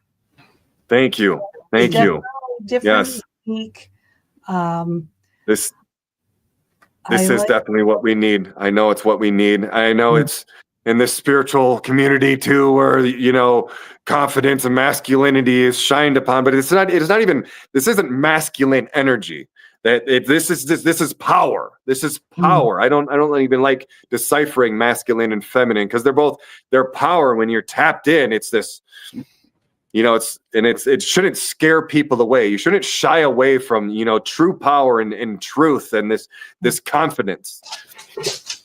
Yeah.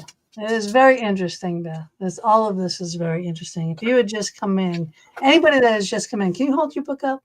As I usually have the book, but I have a PDF, so I don't have the copy. This is the book we're talking about, The Golden Laws of Enlightenment. Honest to God, it's a great book to get. It is not like your typical yogi book that you would read in Sanskrit or anything like that. No. It is hardcore. It is true. It's readable. It's sacred teachings, but they're new age. I don't like the new age word, but they're readable. You'll understand them.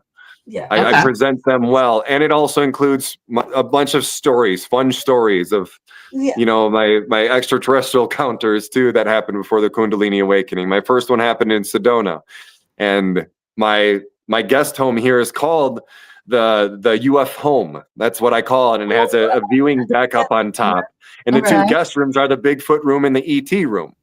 Right. So I'm really big with making contact and CE5 meditations as well. Now, if someone wants to come to Eagle Vortex Awakening Sanctuary.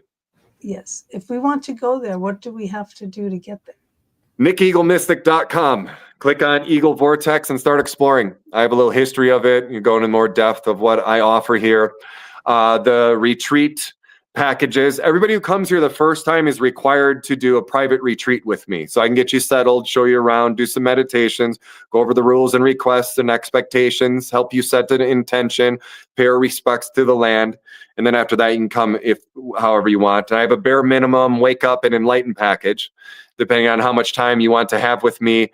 And they're all affordable too. And adding an extra night is like $300. And you have me in this entire sanctuary, this pretty much a resort with an enlightenment lagoon, to yourselves for the most part. I'm not trying to pack this in. I'm trying to find the right people. One day I'll only be doing groups as well. So right now I am doing the one-on-ones and I love them. My first 3 retreats, I just released the video today. I'm 3 for 3. This wasn't even the plan. I didn't plan on everybody coming here and awakening, but I'm 3 for 3 for it right now. 2 Kundalini awakenings, and another one during a Wachuma cactus ceremony. I had a lady who I've been working with for over 10 years. I did some very deep shamanic work with her voice, and I took her to the light and I talked her up to leave this fear behind. And after the ceremony, I didn't recognize it. It's the first time she talked to me without fear behind her words. And I just released this video today. So yeah, I'm not messing around. Wow. That's pretty powerful stuff. Now, do you think that the location that you're in Sedona, that it's a magical place? It's perfection. I was destined to be here. I showed one person after I didn't know this land at all. I didn't even know there was residential area here. I knew Enchantment Resort, and I knew that you could take ATVs through here. And after the ceremony, I told somebody that I had to be, I know I need to go to Sedona. And I pulled out Google Maps and I said, I have to be right there. And I pointed on the map exactly where I am. I didn't even know that I could get land here. It was just, that's in the book, all these synchronicities and beautiful magical things like that. But no, I'm definitely supposed to be here. There's few places I can be right now. It's Sedona and Mount Shasta. You know, they're 2 of the few besides like the Grand Canyon and Yosemite. I can't do cities anymore. I can handle them. I can be in them, but with this awareness now, I just know how much they drain me in the chaos and the cement and the and the energy. I know I just do so much better here. So yeah, me with Sedona energy, the vortexes, the land, the red healing dirt, everything. It's just the most special and magical component to put together to help you have these awakenings, especially if you read my book and you go through the rules and requests as I properly prepare you to come here as well. I'm setting you up to have magical awakenings for sure. So you would suggest read the book first, make your appointments, maybe do some online stuff and then go there? Follow me on social media, NickEagleMystic.com. Follow me on Instagram, YouTube or TikTok, then also X and Threads. And warm up to my teachings a little bit there. Comment, please comment. I welcome all questions and challenges in the search of truth. Anything at all. If something stirs something up a little, say it. Come to me with it. In the search of truth and leaving behind the fear. And start with the video. Some of them, I trigger things too. Don't allow the triggering to, get lost with truth. But then, explore the Enlightenment protocol. Come to me with questions with that too. I answer all brief and respectful questions online. I get a lot of them, but I love this work. I'm really happy to do it. I put so much effort into my videos too. I love them. And then if you're liking the teachings, definitely get the book. But warm up. Get on my Enlightenment protocol. Make some changes. Start connecting and get in tune with my teachings. Then read this book because this is an awakening tool too. There's a chapter dedicated to awakening people, and I have people coming to me now saying that they're having Kundalini awakenings while reading this as well. So this is all powerful stuff. But get excited and get ready. And nothing is scary. You don't have to have this dark night of the soul. Kundalini energy is the opposite of scary. When you bring this up, you become powerful. It doesn't happen with the fear. Get excited. Yep. I hear you. I was reading it. I mean, really, it's a quick read if you're just reading it quickly. But you should read it quickly first and then go back and focus. You know what I mean? And do these things. But it's a really good presentation. You can run through it the first time, but no, it is built to. I do that for my show. You know what I mean? It is built to awaken though. So take these on. If something's not connecting, if one of the chapters isn't connecting, I do recommend to sit with it for a few days or a week and go to the mountains and meditate on that and get somewhere with it before continuing, because it is designed to spark something in you, to bring some fire to your eyes and possibly release this Kundalini energy. Right. Meditating. Now, this is another segue there too, because I like what you wrote about when we have our crazy hectic lives and everyone's like, oh, well, I'll just get rid of it. I'll meditate. Like when you go to bed and you're exhausted and everything else. It's like, you're like, just go to sleep. Yeah. I'll fall asleep. I mean, just don't do it. Yeah, no meditation when you're sleeping. I just released a blog post about this too. Why, you think meditation's boring, you don't get anything out of it. The few times I attempted to meditate before the Kundalini awakening, same thing. I saw spiritual people. I'm like, I like that. That's good vibes. But then I meditated. I'm like, nothing's happening. Is it a show? And I thought to myself, I hope it's not a show because I like the vibes. But is it a show? Nothing's happening. But I didn't know the importance of being fully charged and rested to get the benefits. We have to. When I recommend meditating, if you work a full week, heal up Friday, heal up Saturday, go Sunday, go to the mountains, and you meditate there when you're fully charged. Because you first have to store all these distractions, all the confrontations that entered your life, and all the things you're avoiding and confronting your fears, battling your demons. But it's all calculations more than anything. What is this fear? You need to go to the mountains to calculate that it's just something that keeps you in this low vibration. And it's very destructive. But you have to be operating at high levels to make these calculations. Once you start making these calculations, operating at high levels, you're going to store all those. And then the ultimate end game is the clearing the mind. And that's when the magic starts happening. So that is the end game. And the magic only happens when you're fully rested, healed, and operating at the highest levels. Well, what if you can't go to the mountains? Who can't go to the mountains?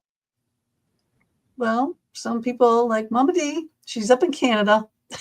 I can't go to Sedona Mountains, but and she so long as I can get out in nature, I'm okay.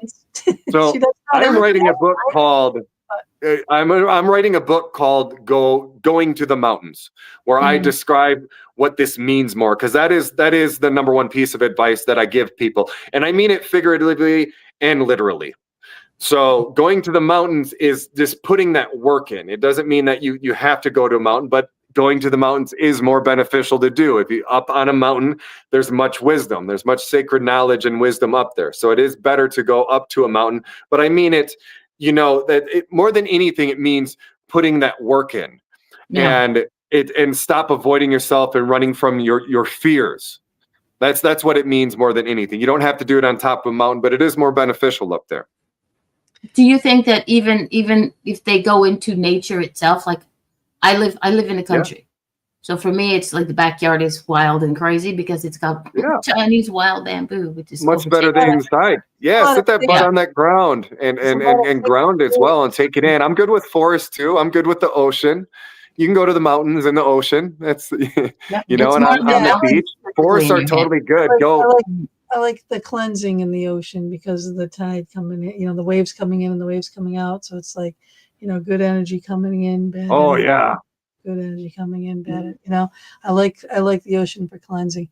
But and the salts, purify and magnesium. It's really good for your body as well, and it's the best way to ground too. Actually, jumping in the ocean. Yeah. True. Excellent. In the forest, you can cover yourself with leaves and dirt and lay on the ground. And do a meditation like that. That's a beautiful one that you could do and connect with the forest spirits. Done that. Most definitely. Mm-hmm. Yeah. We've definitely done that. Yep. Good. I had wee folk living in my house for a while, so. Nice. And one thing that I offer here that I haven't done yet is, I'm where the Sedona red dirt is. I'm in the thick of it, and I'm offering Sedona red dirt mud baths. And so that's another thing. At my website, I have an entire page of offerings that are available. Everything from meditation, Brazilian jiu-jitsu, self-defense, taking you hiking. I whatever you want to do. Like we can do it. Taking my razor on some trails if you can't hike. All of the above, and personal training. But I added red dirt mud bath, and I have 2 giant horse troughs. So I'm excited to do that for the first time with somebody. I have a wash that goes through my property, so I can get some really good muddy red dirt out of there, and the hose. And I'm excited to do one of those. I've had a lot of interest in those too. That sounds like fun. It does. But can I ask you, what is like when you do jujitsu? Is that like Tai Chi more or less? Like, is it a more fluid, or is it no? But since you did the Tai Chi segue, I do recommend doing movements. Part of my protocol in the morning is going outside, getting some sun, grounding, bare feet on the dirt, and doing some movements. Nothing crazy, no crazy running, powerlifting, even push-ups. But it might be my best work.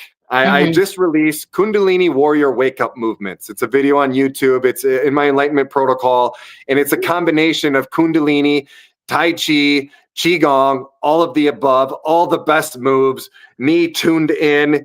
I'm me being shown and tuned in and being present. I go out there and my mind's clear, and I just do what I used to call it God shows me, but it's me making calculations of what the best movements are to energize and wake up my body and detox and cleanse. So I just released that. I highly recommend checking that out. But jujitsu it's MMA. It's everything but striking. So there's takedowns, there's chokes, there's arm locks and leg locks. It's everything but striking. I have done every form of MMA. I did consider fighting. I said I was going to wait till I got my black belt, and I kind of had one set up with Bellator too. I was on the show. I could have made it happen if I wanted to, but I'm like, you couldn't pay me enough money to punch me in the head. So, we get hit sometimes with accidental knees and elbows in jiu-jitsu, and it's like, I hope that wasn't the one that did some permanent damage. Right. But the people I train with, everything's under control. We never go 110. When you're on the mat competing, it's a little different. But no, jiu-jitsu is a beautiful form of self-defense, and the best one anybody can have. And I like teaching it to women also, because women, when they're being attacked, women can throw up a leg triangle over one arm in somebody's neck and choke out a very large man. A small woman can choke out a very large man in a leg triangle and get out of there, especially if, they're right on top of them, or, attempting to rape, if they're on top in that position. If a woman knows how to throw up a leg triangle, they might get out of that. Yeah. So and also taking the back and getting a choke in. A small woman could lock up a choke on me. Well, maybe not me, but my neck is ridiculous. I can tense up my neck and I can take a choke. But 99.999% of men, a small woman could lock up a choke and take them out. And it's pretty quick too. Yeah. So I like to teach this, and it's very important in the search of confidence and learning what you are as well. I recommend everybody to do every form of mixed martial arts, play every instrument, learn every sport, do it all. I know, right? Well, we like hacky sack, frisbee, get coordinated, all the above. Do it. Those are the top two I recommend to improve coordination: hacky sack and frisbee. You know how to throw a frisbee on target. You can throw a darts, you can shoot pool, and all of them interconnect. Every skill that you learn helps every other skill. Throwing darts helps jujitsu. They all help each other. I played pool for a year and a half. That's how I made my living. Nice. I hustle pooled a little bit before I joined the Air Force. Everything. We should play sometime. I haven't played it. I have a couple sticks. I had a pool table at my last house in Vegas. It sold with the house though. I was considering ping pong here. Ping pong is fun. It is. It is. I like ping pong. I played ping pong with Ron Jeremy once, and he destroyed me. Like in his later years too. I couldn't believe it. He's a ninja. Like, I'm really good. I beat almost everybody, and I couldn't score a point on him. It's ridiculous. Wow. Well, you had fun. He came to my house in Vegas once. Yeah, I was having a party. It was humbling. So, bow down to the master. Just improve. That's all. God. All right, how are we doing? We got 15 minutes left. Oh my God, this has been flying by. Exactly. Oh my goodness. I know. I'm trying to think. Oh, okay. So let's talk about like ayahuasca, all these types of things. I need 30 seconds. 30 seconds. I'll be right back. Okay. We'll be here. Yeah, we're here. So, Mama. Yes, baby. Are you enjoying this? Yes, I am. It's interesting. There's a lot of things that we know, and a lot of things that I was like, maybe. And it's like you're getting a little bit of, okay. And like when he said when he meditates in the water, where do I say I meditate all the time? While doing dishes, the water is constantly running. So it's like, yep. Oh, he's got All right. shades. Hi. No, part of my protocol, blue blocking lights. I don't do blue blocking lights after 7, and I'm 46 minutes past that right now. So Okay. yeah, this is a big part of the protocol. No blue lights at night, or it'll hurt your sleep. Oh, I never thought of that. And the red, Oh, the red so film important. is better than we'll say the yellow or. You should have your comfort shield on your phone at all times too, especially if you're looking at it at night. But yeah, no blue lights at night. It's destroying your sleep. You're losing 20-30% of what you could have got if you're looking at blue lights.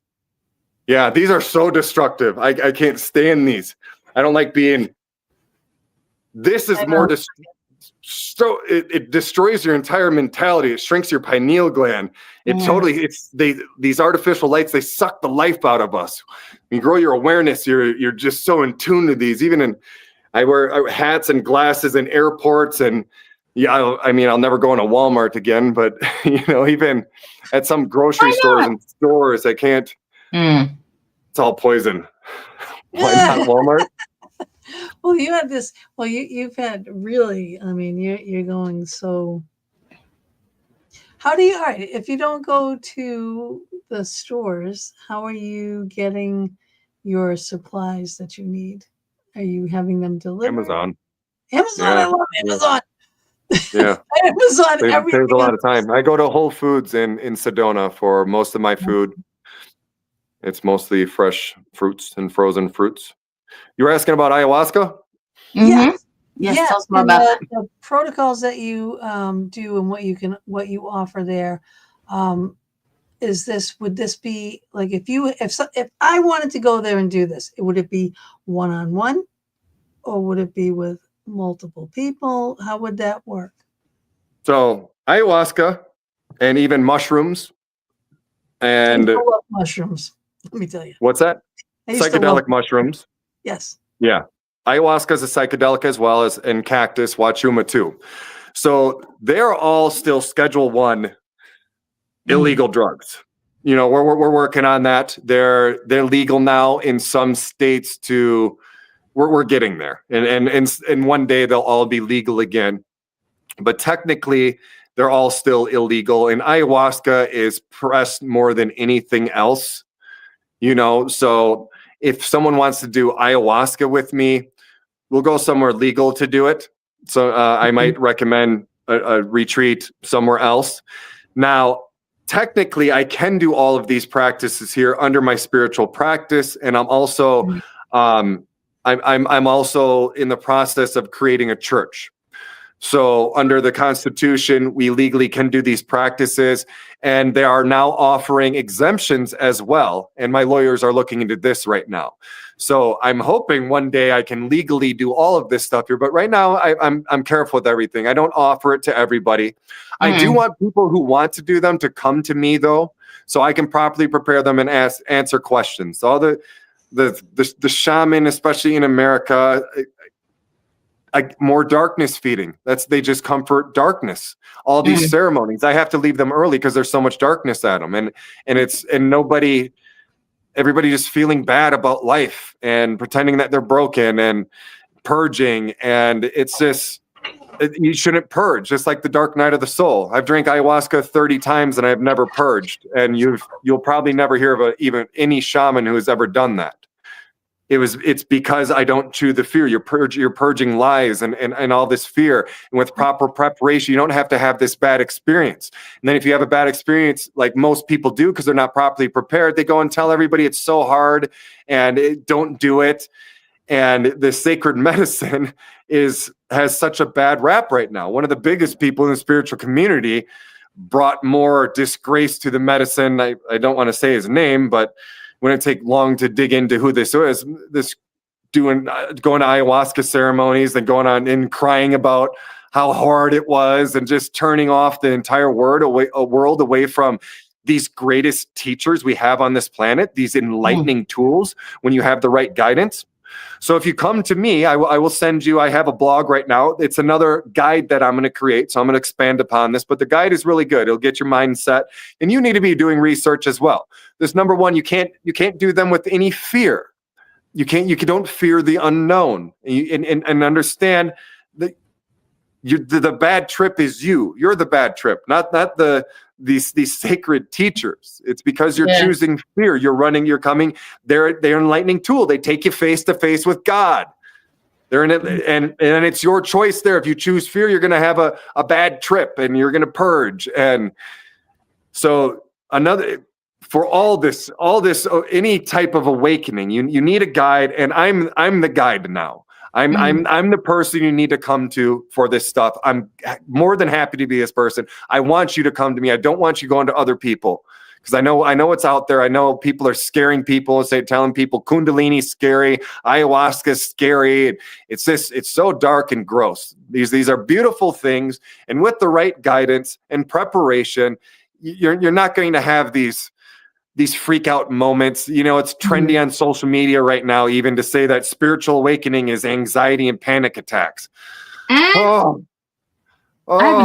see that so often. And it's not supposed to be. It doesn't have to be. You can say it's okay if you go on social media and say I had an awakening, but I had a panic attack after. Help me. But don't say spiritual awakening is panic attacks just because you had one. Don't say ayahuasca is this horrible experience of purging and darkness, because that's what happened to you. What do you mean by purging?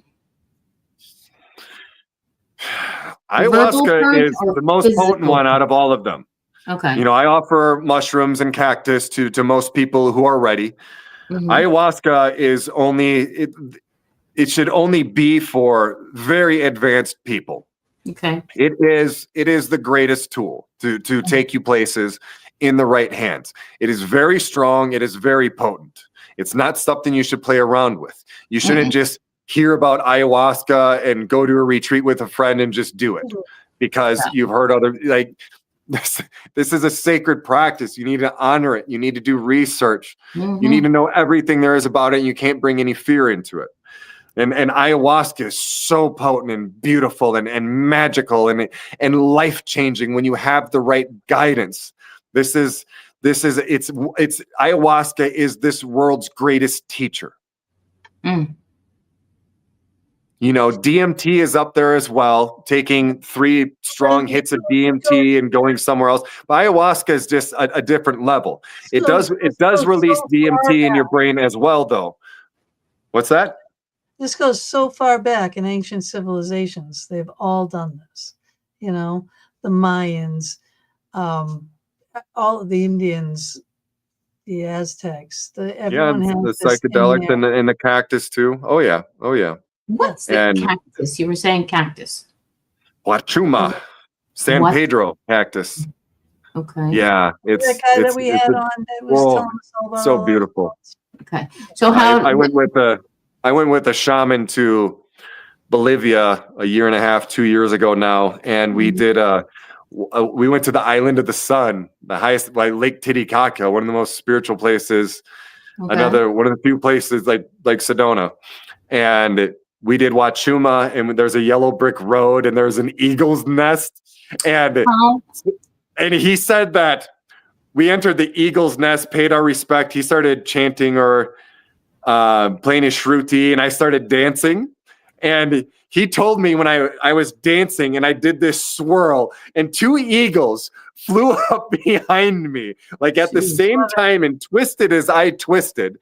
And I was connected with the spirit of the eagles, and I felt them. But he told me this after the ceremony. He's like, I was gonna interrupt you and have you look, but I decided not to. I said, and it was so special and beautiful. Nice. And then after that, we drove all the way down to the jungle, and we took a riverboat into the jungle and went deep into the jungle and did ayahuasca as well. It was so fun and amazing. And he taught me some new songs, and it was good. Yeah. Now, do you like that too, like drumming and the music to get you into these states? I love everything. I have 8 drums. I have a drum set too.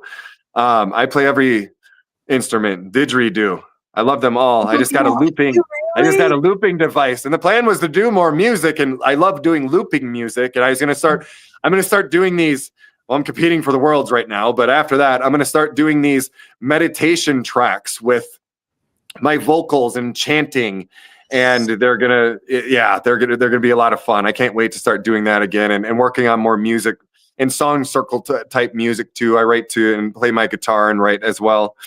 But no, I love, yes, drumming and drum circles. There's a good one and they do good ones in Sedona. But going off and dancing, I love it so much.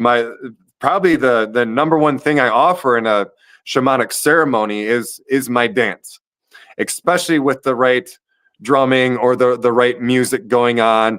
And every time just the right song comes on and there's 30 people in a circle, and if it calls, I'm up and I'm dancing, and half the room just starts crying, like beautiful tears of like good tears, not boo-hoo, life is hard tears. Tears of joy. Mm-hmm. Yeah. And I love it so much, and I feel all the love from them. And dancing is one of the greatest gifts that I offer them. But yeah, I love it so much. And when we're in tune and we're connected and that fear is gone, all of us, we're the most beautiful dancers and drummers. And any of us can go up to a piano and see and feel out chords when that fear is gone and we're really connected. I blew myself away with that. I played the piano a little bit. I had an electric one, and I would make, just some for like I was rapping. When I was rapping, I would do some melodies in the background that were pretty basic. But after I started getting in tune, and after the Kundalini awakening, and I let it all go, I was playing chords. I just go up to a piano and play a chord now, like all the way up. And same with drums. I was never taught how to play a drum, but when you're synced in the fear, you just go for it. It's calculations, like the Kundalini awakening, all these kriyas. I'm making these calculations. I can do that with a drum. We can all do that with everything. Any of us can look at a skyline and copy it, or somebody's face and copy it. All of us have these abilities. We just have to make the calculations. Yeah. You are a busy man, and you know what? We are at the end of our interview here, sadly. But I think we're going to be hearing your name coming up more often, many contexts in the future. Hope so. Here. So I'm ready.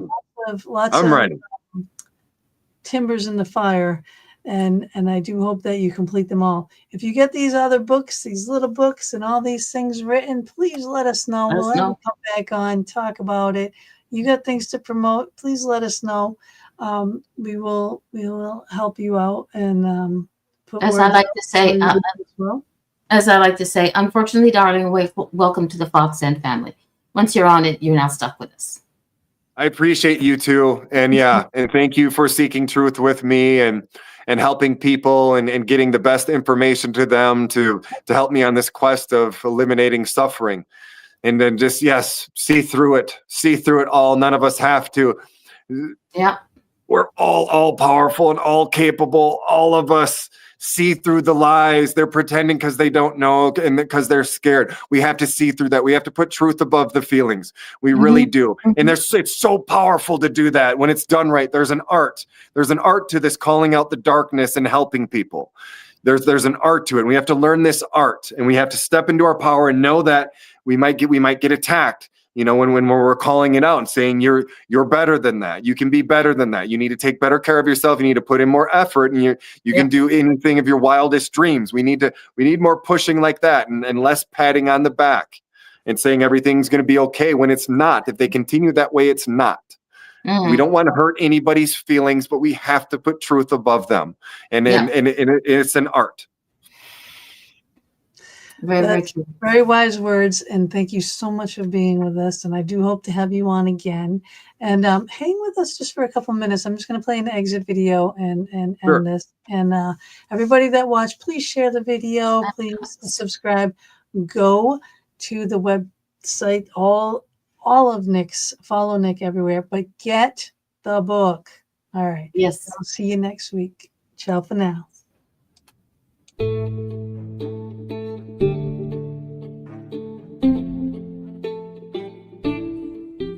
Thank you so much for joining us for another episode of the Fox Den with Gina B and Mama D. We are here every Thursday evening from 8 to 10 p.m. Eastern Standard Time, bringing you a variety of guests or our own intuitive oracle card reading shows. We are streaming live on Facebook on my personal page and our YouTube channel, The Fox Den with Gina B and Mama D, on Mama D's YouTube channel, Angel Meadows, as well as our audio-only venues.